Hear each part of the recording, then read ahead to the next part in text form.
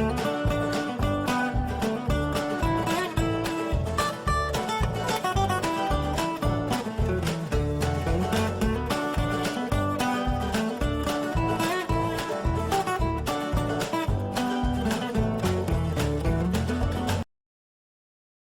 Friends, welcome. अब इस video में हम लोग देखेंगे कि लेजेंडर लीनियर इक्वेशन को कैसे सॉल्व करना है। अब यहाँ पर जो लेजेंडर लीनियर इक्वेशन है उसका फॉर्म है ax plus b raise to n d raise to n y upon d x raise to n plus a1 into ax plus b raise to n minus one d raise to n minus one into y upon d x raise to n minus one so on an into y is equal to capital X. X is a function of X. अब Cauchy's और Legender में फर्क क्या है? यहाँ पर ax plus b है और कॉची में क्या था? सिर्फ x था, राइट? अब ये जो लेजेंडर लीनियर डिफरेंशियल इक्वेशन है इसे भी हम ये linear differential equation with constant coefficient में कन्वर्ट कर सकते हैं by using the suitable substitution. अब लास्ट टाइम कॉची में हमने सब्स्टिट्यूशन क्या यूज किया था? x is equal to e raise to t. तो यहां पर देखिए हमें सब्स्टिट्यूशन क्या यूज करना है।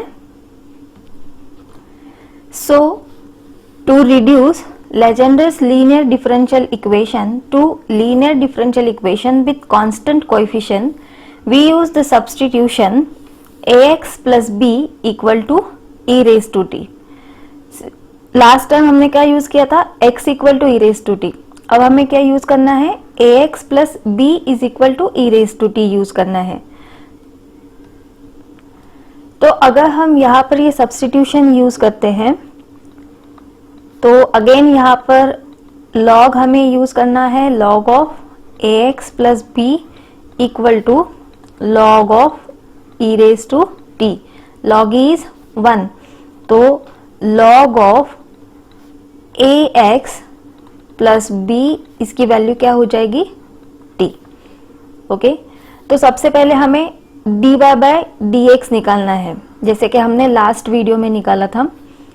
चेंज किया था डिपेंडेंट वेरिएबल को, डिपेंडेंसी उसकी चेंज कर दी थी with respect to t into dt by dx, क्योंकि t का विथ रिस्पेक्ट टू x अब हम यहाँ पर डेरिवेटिव निकाल सकते हैं।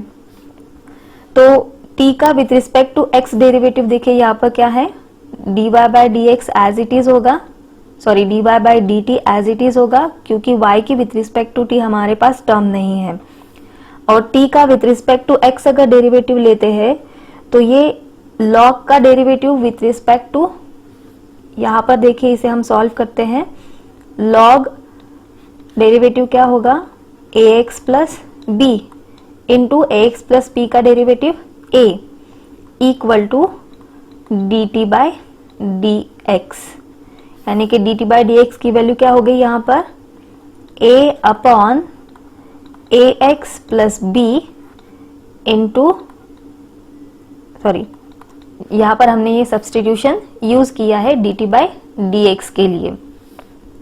तो यहाँ पर dy बाय dx और ये जो टर्म है ax प्लस बी, इसको हम लेफ्ट साइड में अगर शिफ्ट कर दे तो ये हो जाएगा ax plus b into dy by dx, first order derivative के साथ फर्स्ट डिग्री टर्म, राइट?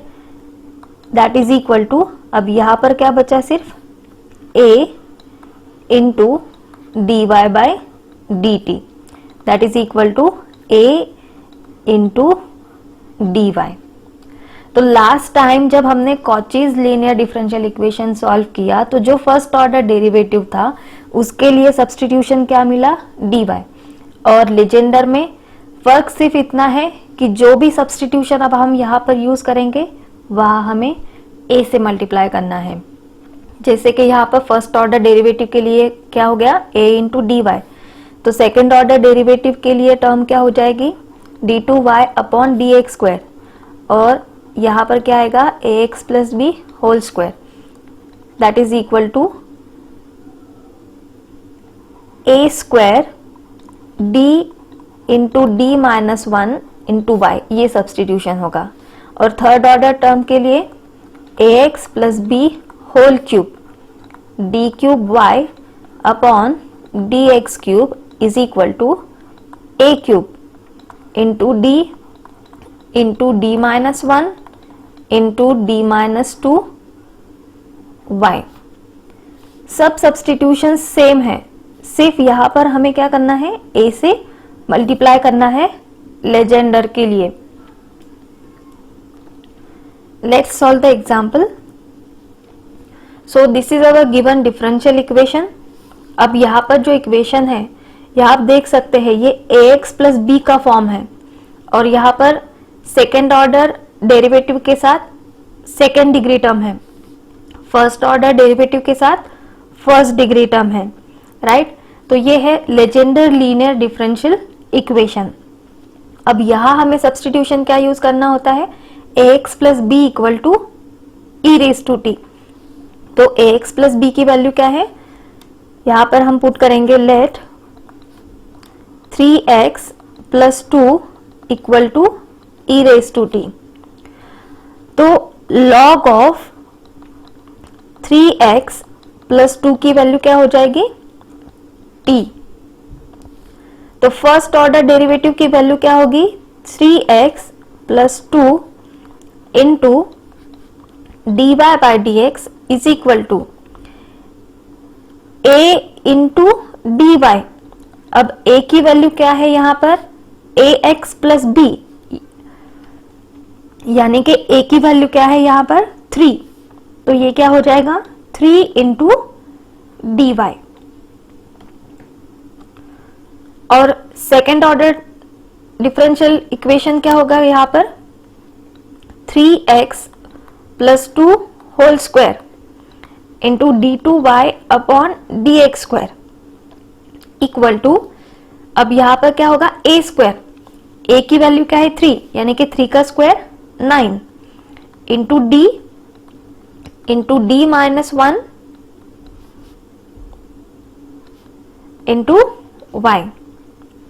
अब ये सारी वैल्यूज हमें ये इक्वेशन में पुट करनी है।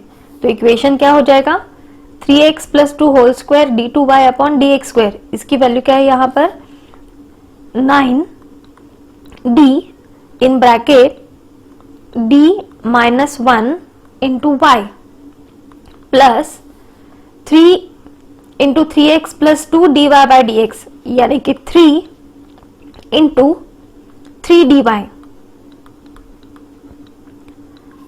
Minus 36y equal to 3x square है। तो यहां पर हमें x की वैल्यू निकालनी पड़ेगी। तो x की वैल्यू कैसे निकालेंगे, अगर 3x plus 2 equal to e raise to t है तो x क्या हो जाएगा, 3x equal to e raise to t minus 2। तो x क्या हो गया, e raise to t minus 2 upon 3।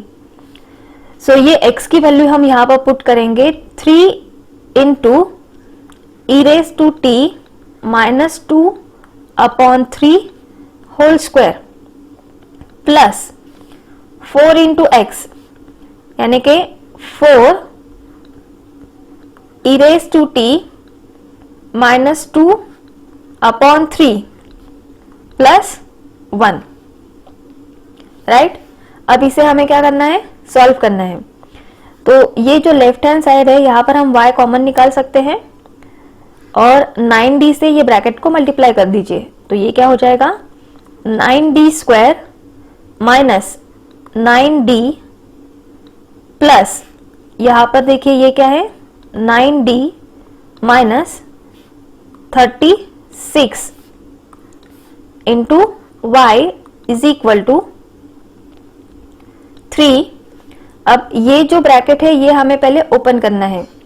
तो ये 3 अपॉन 3, सबसे पहले ब्रैकेट को ओपन करते हैं, बाद में कैंसिलेशन करेंगे। e to the power t minus 2 का square, e to the power 2t minus 4 e to the power t plus 4 upon 9 plus 4 e to the power t minus 8 upon 3 plus 1. Simplify the equation again. 9d square plus 9d minus 9d cancel, minus 36 into y equal to, अब यहां पर ये 3 भी cancel हो जाएगा. अब यहां पर आप देख सकते हैं इक्वेशन क्या हो जाएगा, e to the power 2t upon 3, denominator separate कर दीजिए, minus 4 e to the power t upon 3 plus 4 upon 3 plus 4 e to the power t upon 3 minus 8 upon 3 plus 1. So यहां पर क्या कॉमन निकलेगा अभी, 9 d square minus 4 into y equal to, अब इसे solve करते हैं. सबसे पहले e to the power t upon 3. अब ये जो -4 और +4 की जो टर्म है ये कैंसिल हो जाएगी. 4/3 माइनस 8/3 यानी कि -4/3 प्लस 1 यानी कि -1/3, राइट. तो यहां पर ऑक्सिलरी इक्वेशन क्या हो जाएगा, auxiliary equation is 9d square minus 4 equal to 0 यानी कि d square minus 4 equal to 0.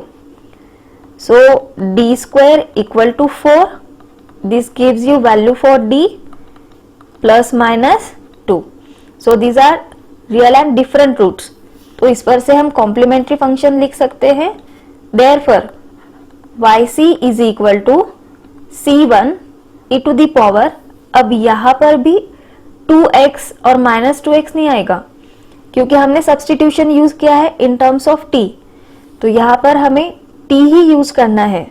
तो ये क्या होगा, 2t plus c2 e to the power minus 2t. अब यहां पर t की वैल्यू से ये टर्म को आपको रिप्लेस करना है e to the power t की वैल्यू से. अब e to the power t क्या है, 3x प्लस 2 यानी कि ये क्या हो जाएगा, c1 3x plus 2 whole square plus c2 3x plus 2 bracket raise to minus 2. So that is our complementary function. अब हमें क्या निकालना है, पर्टिकुलर इंटीग्रल. तो पर्टिकुलर इंटीग्रल के लिए फॉर्मूला क्या है, 1 upon f of d into x that is equal to 1 upon f of d. अब हमारा जो इक्वेशन है वो ये है और यहां पर हमारी एफ ऑफ डी की वैल्यू क्या है, देखिए 9 in bracket D square minus 4 है. ओके और x की वैल्यू क्या है यहां पर, ये e to the power 2t upon 3 minus 1/3 that is equal to 1 upon 9 constant है, इसको हम बाहर रखेंगे और ये जो d स्क्वायर माइनस 4 है इससे ये ब्रैकेट को मल्टीप्लाई कर देंगे. तो ये क्या हो जाएगा, 1 upon d square minus 4 into e to the power 2t upon 3 minus 1 upon d square minus 4 into 1/3. अब 1/3 तो कांस्टेंट है तो पॉलिनोमियल को कैसे ऑपरेट करेंगे, तो यहां पर कांस्टेंट के लिए हम एडजस्टमेंट क्या करते हैं, e to the power 0t. सब t में है तो हमें यहां पर ये फंक्शन भी t में ही कंसीडर करना है. ओके लास्ट इससे पहले के वीडियोस में मैंने बताया है कि अगर कांस्टेंट फंक्शन है तो यहाँ पर एक्सपोनेंशियल की टर्म को एडजस्ट करना है. अब यहाँ पर एक्सपोनेंशियल फंक्शन का हम जो सब्स्टिट्यूशन है वो यूज करेंगे. तो एक्सपोनेंशियल के लिए सब्स्टिट्यूशन क्या होता है, d को रिप्लेस करना होता है a से. तो a की वैल्यू क्या है यहाँ पर 2, तो d स्क्वायर की वैल्यू क्या हो जाएगी, 2 का स्क्वायर यानी कि 4. तो इसका मतलब ये जो डिनोमिनेटर है ये क्या हो रहा है, 0. तो यहाँ पर ये डायरेक्ट सब्स्टिट्यूशन हम नहीं कर सकते, राइट. तो हमें क्या करना होगा, डेरिवेटिव लेना होगा. तो यहाँ पर क्या हो जाएगा 1/9, तो न्यूमरेटर में पहले मल्टीप्लाई करना पड़ेगा t से, डिवाइडेड बाय इसका डेरिवेटिव क्या होगा 2d e to the power 2t/3 minus, अब यहां पर a की वैल्यू 0 है और d को रिप्लेस करना होता है a से, तो d को रिप्लेस करेंगे 0 से, तो डिनोमिनेटर 0 हो रहा है क्या, नहीं हो रहा है।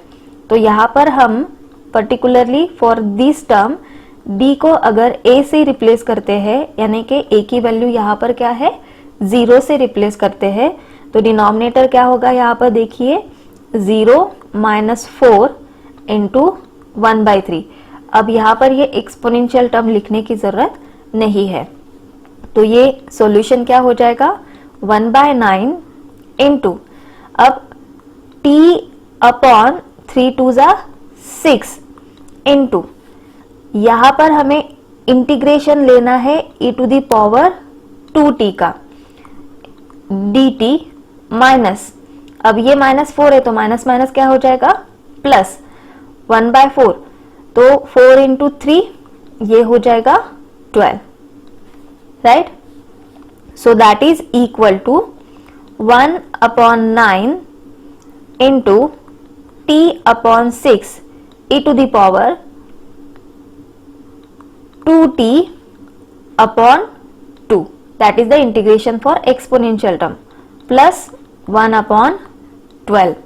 so फाइनल आंसर यहां पर क्या होगा पर्टिकुलर इंटीग्रल का 1/9 in bracket t/6 2 = 12 e to the power 2t plus 1/12। अब जहां जहां एक्सपोनेंशियल है इन टर्म्स ऑफ t और t की टर्म, वहां हमें उसे x में रिप्लेस करना है, राइट। सो yp क्या होगा यहाँ पर 1/9 इंटू 12 108, t की वैल्यू क्या है यहाँ पर log of 3x plus 2, log of 3x plus 2 into e to the power 2t, e to the power t 3x plus 2 है, तो 2t मतलब इसका स्क्वायर 3x प्लस 2 का स्क्वायर प्लस 1/12। सो ये हो गया हमारा final answer, right. So y is equal to yc plus yp, ये हो गया complete solution for the differential equation, यानी कि यहाँ पर हमें एडिशन करनी है ये कॉम्प्लीमेंट्री फंक्शन और ये पर्टिकुलर इंटीग्रल की, right. So I hope friend you understand the concept. अब यहाँ पर आपको ध्यान में रखना है कॉचीज लीनियर इक्वेशन है तो x² और x ऐसे टर्म्स होंगे, और लेजेंडर है तो ax प्लस b के टर्म्स होंगे, और सब्सटीट्यूशन में अगर कॉची है तो फर्स्ट ऑर्डर का सब्सटीट्यूशन होगा d इंटू वाई, और लेजेंडर है तो फर्स्ट ऑर्डर का सब्सटीट्यूशन क्या होगा a into d into y. Similarly for second and third order. So ये डिफरेंस आपको दोनों में ध्यान में रखकर ये एग्जाम्पल्स सॉल्व करने हैं। Thank you for watching the video. I hope कि ये एग्जाम्पल आपको समझ में आया।